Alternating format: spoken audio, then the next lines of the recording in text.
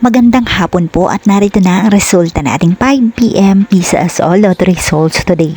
Ngayong araw ng Monday, April 20, 2026. At para po sa draw natin ngayon ay ang 3D Lotto at ang 2D Lotto. At para po sa Lotto More updates, pasubscribe na lang din po ako sa aking channel at pahit na din ng notification bell.